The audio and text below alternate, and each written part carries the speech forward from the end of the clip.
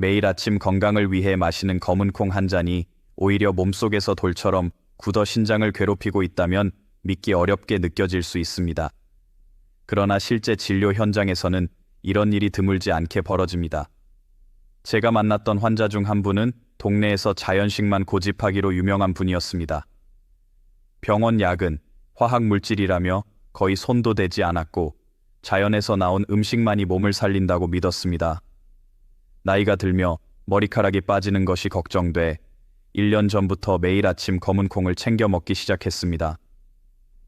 시장에서 가장 좋은 국산 서리태를 골라 불리고 삶아 갈아 아침마다 마셨고 식탁에는 항상 짭짤한 콩 반찬이 올라왔습니다. 가족들이 질린다고 말려도 몸에 좋다며 오히려 권할 정도였습니다. 그런데 어느 날 이분은 심한 옆구리 통증과 식은땀을 흘리며 응급실에 실려왔습니다. 검사 결과 신장에는 결석이 생겨 있었고 신장 기능 수치는 위험 수준까지 떨어져 있었습니다. 환자분은 억울하다는 표정으로 왜 이런 일이 생겼는지 묻습니다. 술도 담배도 하지 않고 건강식만 먹었는데 왜 신장이 망가졌냐는 질문이었습니다. 많은 분들이 이 지점에서 검은 콩 자체를 의심합니다. 하지만 검은 콩은 문제가 아닙니다. 검은 콩은 항산화 성분인 안토시아닌이 풍부하고 혈관 건강과 호르몬 균형에도 도움을 주는 훌륭한 식품입니다. 문제는 검은 콩이 아니라 검은 콩을 어떻게 먹었느냐에 있습니다. 아무리 몸에 좋은 음식이라도 잘못된 조합으로 반복 섭취하면 약이 아니라 부담이 됩니다. 이 환자분의 결정적인 실수는 검은 콩과 함께 무심코 곁들였던 음식들이었습니다. 많은 사람들이 건강을 위해 검은 콩과 함께 우유를 마십니다. 고소하고 간편하며 단백질과 칼슘을 함께 챙길 수 있다고 생각합니다. 하지만 이 조합은 중년 이후 신장에 큰 부담이 됩니다. 검은 콩에는 인이라는 무기질이 풍부하게 들어있고 우유에는 칼슘이 많습니다. 이 두 성분은 위장에서 만나면 인산칼슘이라는 단단한 물질로 결합합니다. 인산칼슘은 물에 잘 녹지 않고 흡수도 잘 되지 않습니다. 이 덩어리는 결국 신장을 통해 배출되려다 결석의 씨앗이 됩니다. 젊을 때는 소화력과 배출 능력이 좋아 큰 문제가 되지 않을 수 있지만 나이가 들수록 위산 분비와 신장 역과 기능은 떨어집니다. 이때 반복적으로 형성된 인산칼슘 덩어리는 신장에 쌓이기 시작합니다. 검은 콩 라떼를 마신 뒤 속이 더부룩하고 가스가 차는 느낌을 받는 경우 단순한 우유 불내증이 아니라 소화되지 않은 무기질 덩어리가 장에 남아있다는 신호일 수 있습니다. 특히 40대 이후에는 이런 조합을 매일 반복하는 것이 위험해집니다. 두 번째로 주의해야 할 조합은 검은 콩과 소고기입니다. 많은 분들이 단백질을 보충하기 위해 콩밥과 고기 반찬을 함께 먹습니다. 겉보기에는 균형 잡힌 식사처럼 보이지만 몸속에서는 손해가 발생합니다. 검은 콩 껍질에는 피틴산이라는 성분이 들어있는데 이 성분은 철분과 아연 같은 미네랄과 강하게 결합합니다. 소고기에 들어있는 햄철은 흡수율이 높은 귀한 철분입니다. 하지만 검은 콩과 함께 섭취하면 피틴산이 철분을 붙잡아 흡수를 방해합니다. 결국 비싼 소고기를 먹어도 철분은 몸에 쓰이지 못하고 배출됩니다. 특히 철분이 부족해지기 쉬운 중년 여성에게는 더 치명적입니다. 여기에 단백질 부담까지 겹칩니다. 동물성 단백질과 식물성 단백질이 동시에 들어오면 분해 과정에서 질소 노폐물이 많이 생깁니다. 이 노폐물은 간에서 처리된 후 신장을 통해 배출되는데 신장은 이 과정을 반복하며 과로 상태에 놓이게 됩니다. 이런 식사가 습관화되면 신장은 조용히 지쳐갑니다. 세 번째로 가장 많은 사람들이 무심코 반복하는 조합은 검은 콩과 짠 반찬입니다. 콩밥에 김치 한 점 올려 먹는 식사는 한국인에게 너무 익숙합니다. 하지만 검은 콩은 칼륨 함량이 매우 높은 식품입니다. 검은 콩 100개는 바나나보다 훨씬 많은 칼륨이 들어 있습니다. 건강한 신장에서는 칼륨이 혈압 조절에 도움이 되지만 신장 기능이 떨어지면 문제가 됩니다. 여기에 짠 음식으로 나트륨까지 동시에 들어오면 신장은 처리 용량을 초과하게 됩니다. 나트륨과 칼륨을 동시에 배출해야 하는 상황이 반복되면 신장은 과부하 상태에 빠집니다. 칼륨이 혈액에 쌓이면 손발 저림과 근육 약화가 나타나고 심한 경우 심장 박동 이상으로 이어질 수 있습니다. 문제는 신장 기능이 상당히 떨어질 때까지 별다른 증상이 없다는 점입니다. 그래서 많은 사람들이 자신은 건강하다고 착각합니다. 앞서 이야기한 환자분 역시 콩 반찬과 젓갈을 매일 드셨습니다. 검은 콩의 칼륨과 젓갈의 나트륨이 매 끼니마다 동시에 들어왔고 그 부담이 1년 만에 신장에 누적된 것입니다. 발목이 붓고 양말 자국이 오래 남는 증상은 이미 신장이 구조 신호를 보내고 있다는 뜻일 수 있습니다. 검은 콩이 나쁜 음식이라는 뜻은 아닙니다. 다만 먹는 방법과 조합이 중요합니다. 검은 콩을 먹을 때는 저염식이 기본이 되어야 하고 국물 요리는 건더기 위주로 선택하는 것이 신장을 보호하는 방법입니다. 이처럼 검은 콩은 누구와 함께 먹느냐에 따라 몸을 살리기도 하고 해치기도 합니다. 같은 음식이라도 조합이 달라지면 결과는 완전히 달라집니다.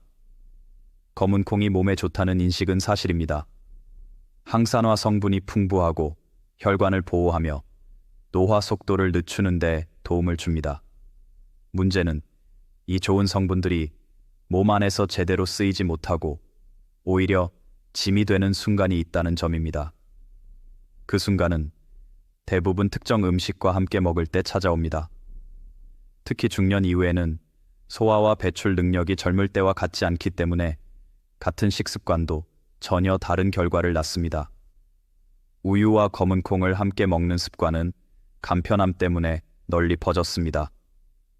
검은 콩 가루를 우유에 타서 마시면 한 끼를 해결한 듯한 포만감이 들고 고소한 맛도 좋습니다. 그러나 이 조합은 위장에서부터 문제가 시작됩니다. 검은 콩에 많은 이는 칼슘과 결합하는 성질이 강합니다.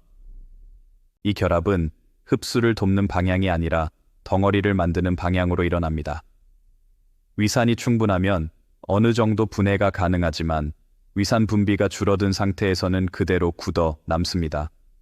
이 덩어리는 장을 거쳐 혈액으로 흡수되지 못한 채 신장으로 향합니다. 신장은 우리 몸의 필터 역할을 합니다.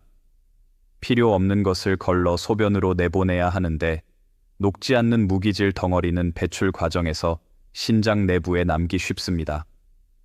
이렇게 작은 침전물이 반복적으로 쌓이면 결석의 형태로 자라납니다. 하루 이틀의 문제가 아니라 매일 반복되는 습관이기 때문에 위험합니다.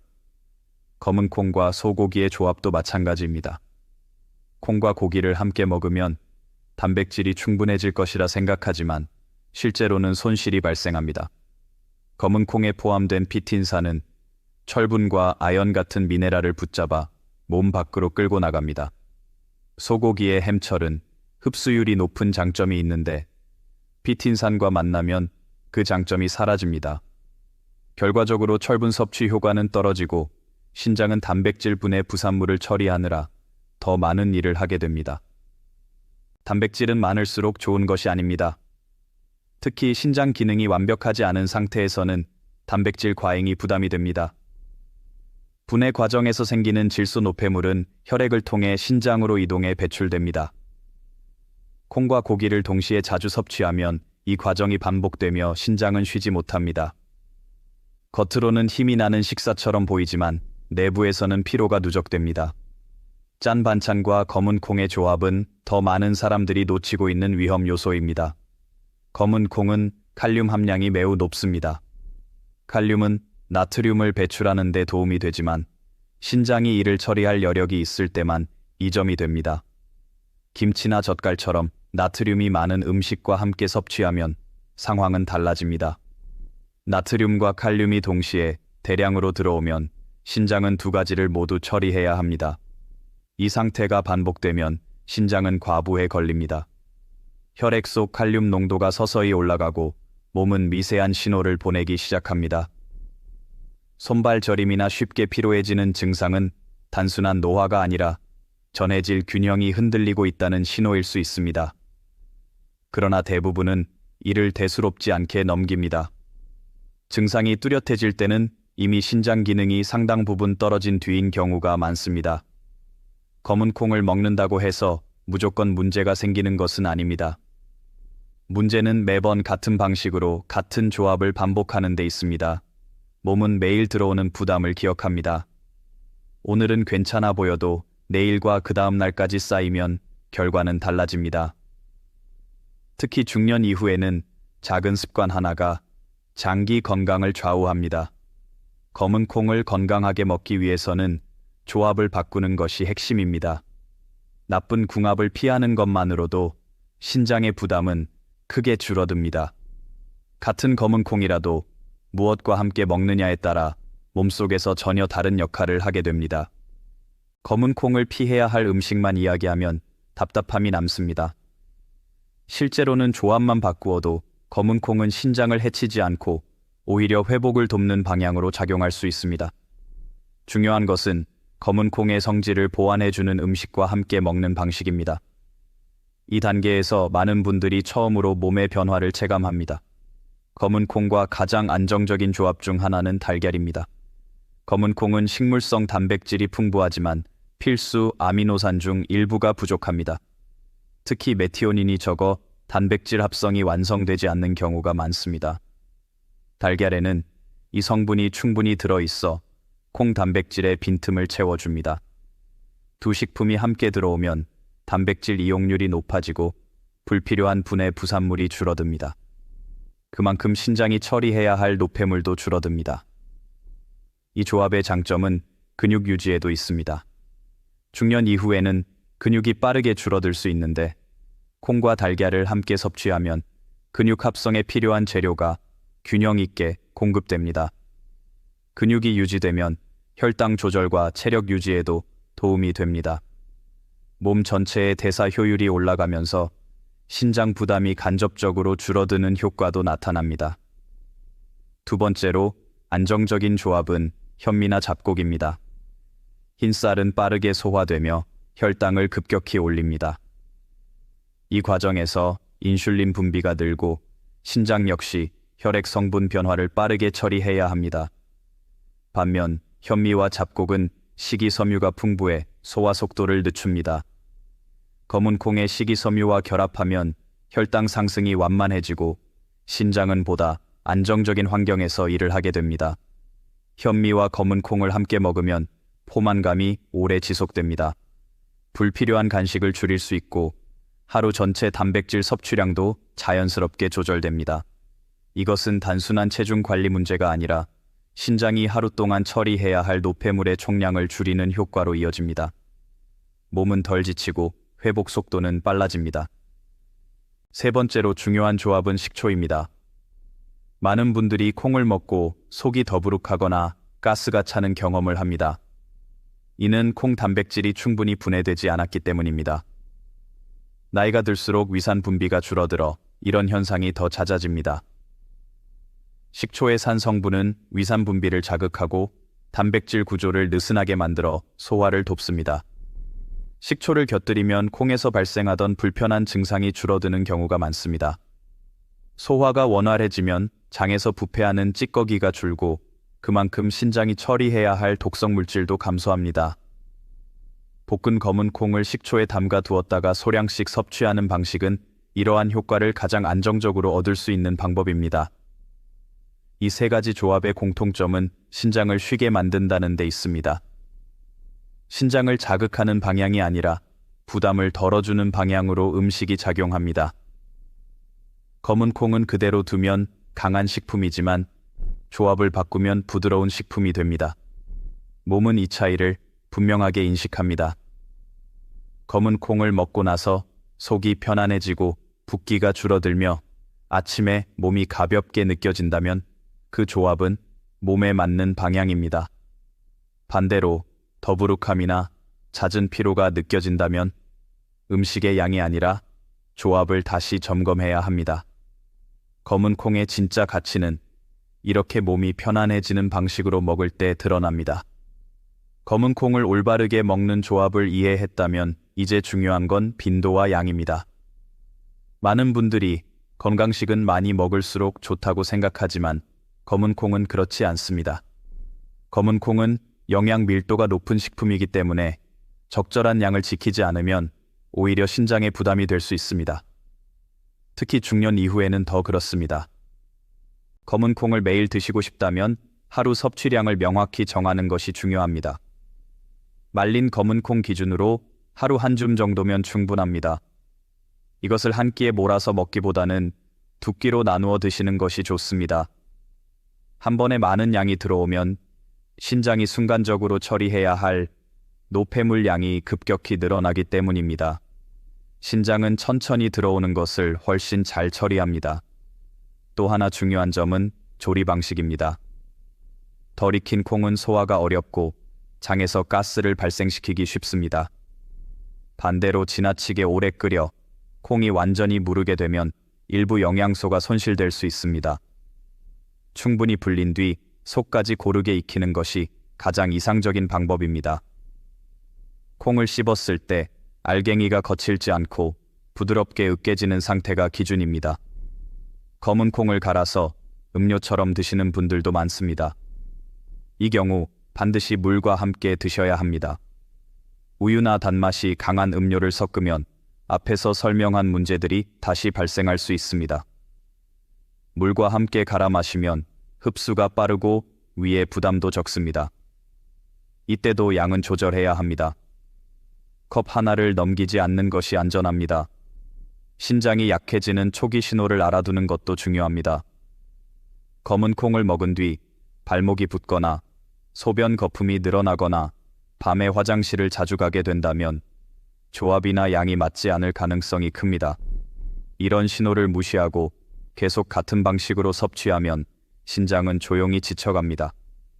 통증이 없다고 안전한 것은 아닙니다. 검은 콩을 먹지 말아야 할 시기도 있습니다. 이미 신장 기능 수치가 떨어진 상태이거나 고칼륨 혈증을 지적받은 적이 있다면 반드시 섭취량을 줄이거나 전문가 상담이 필요합니다.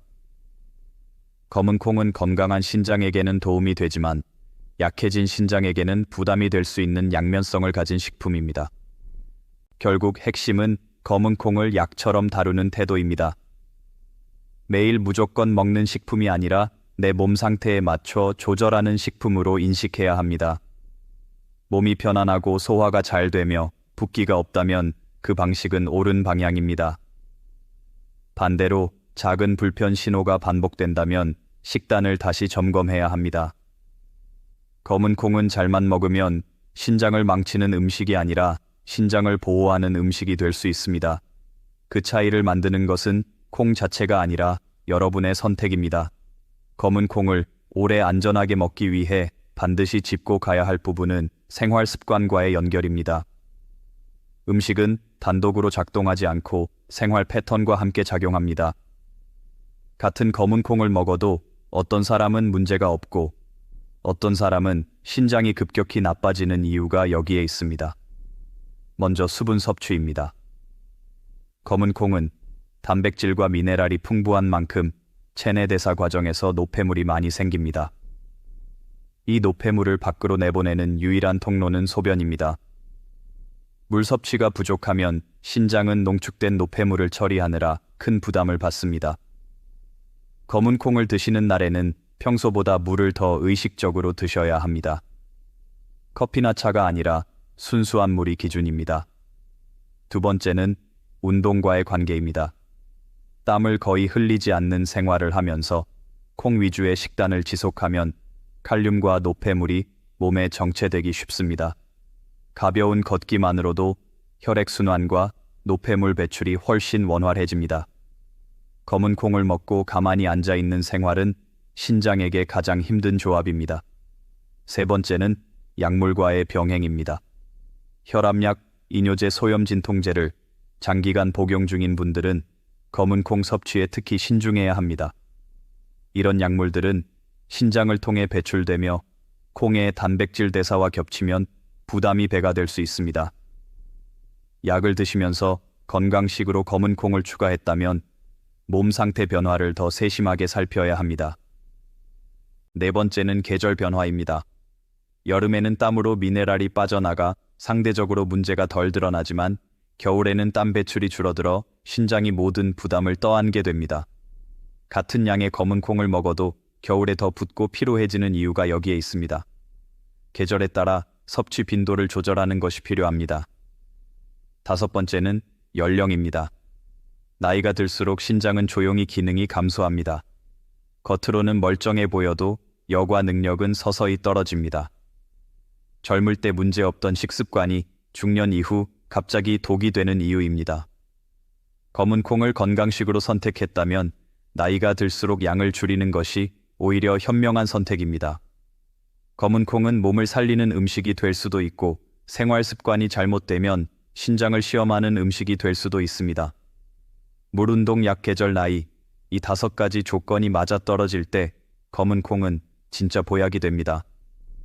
몸이 보내는 작은 신호를 무시하지 않고 조절하는 사람만이 검은 콩의 이로움을 끝까지 누릴 수 있습니다.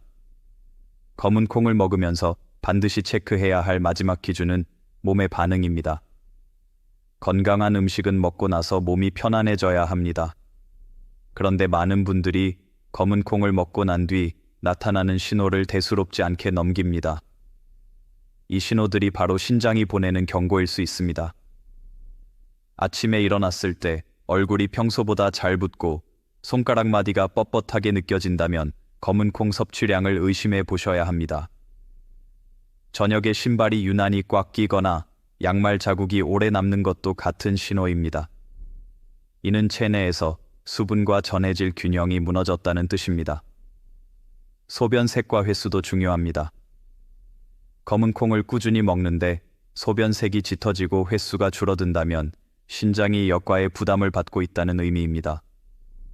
특히 밤에 화장실 가는 횟수가 갑자기 늘어났다면 신장이 낮 동안 처리하지 못한 일을 밤에 몰아서 하고 있다는 신호일 수 있습니다. 소화 반응도 놓치면 안 됩니다. 검은 콩을 먹은 뒤 배에 가스가 차고 더부룩함이 지속된다면 단순한 장 문제로 치부하지 마십시오. 소화되지 못한 단백질과 미네랄 찌꺼기가 장에서 썩으면서 신장까지 부담을 주는 구조가 만들어집니다. 피로감 역시 중요한 지표입니다. 충분히 자도 피곤하고 이유 없이 기운이 빠진다면 단백질 대사 과정에서 신장이 과로하고 있을 가능성이 있습니다. 검은 콩은 에너지를 주는 음식이지만 몸이 감당하지 못하면 오히려 에너지를 빼앗습니다. 그래서 검은 콩을 먹을 때 가장 중요한 원칙은 많이가 아니라 맞게입니다. 남들이 좋다고 매일 먹는다고 따라할 필요가 없습니다. 일주일에 몇 번만 먹어도 몸이 편안하다면 그게 정답입니다. 반대로 매일 먹는데 몸이 무겁다면 그건 건강식이 아니라 부담식입니다. 검은 콩은 조용한 음식입니다. 바로 탈을 내지 않고 서서히 신호를 보냅니다. 붓기, 피로, 소변, 소화, 이 4가지를 기준 건강한 신장에서는 칼륨이 혈압 조절에 도움이 되지만 신장 기능이 떨어지면 문제가 됩니다. 여기에 짠 음식으로 나트륨까지 동시에 들어오면 신장은 처리 용량을 초과하게 됩니다. 나트륨과 칼륨을 동시에 배출해야 하는 상황이 반복되면 신장은 과부하 상태에 빠집니다. 칼륨이 혈액에 쌓이면 손발 저림과 근육 약화가 나타나고 심한 경우 심장 박동 이상으로 이어질 수 있습니다. 문제는 신장 기능이 상당히 떨어질 때까지 별다른 증상이 없다는 점입니다. 그래서 많은 사람들이 자신은 건강하다고 착각합니다. 앞서 이야기한 환자분 역시 콩 반찬과 젓갈을 매일 드셨습니다. 검은 콩의 칼륨과 젓갈의 나트륨이 매 끼니마다 동시에 들어왔고 그 부담이 1년 만에 신장에 누적된 것입니다. 발목이 붓고 양말 자국이 오래 남는 증상은 이미 신장이 구조 신호를 보내고 있다는 뜻일 수 있습니다. 검은 콩이 나쁜 음식이라는 뜻은 아닙니다. 다만 먹는 방법과 조합이 중요합니다. 검은 콩을 먹을 때는 저염식이 기본이 되어야 하고 국물 요리는 건더기 위주로 선택하는 것이 신장을 보호하는 방법입니다. 이처럼 검은 콩은 누구와 함께 먹느냐에 따라 몸을 살리기도 하고 해치기도 합니다. 같은 음식이라도 조합이 달라지면 결과는 완전히 달라집니다.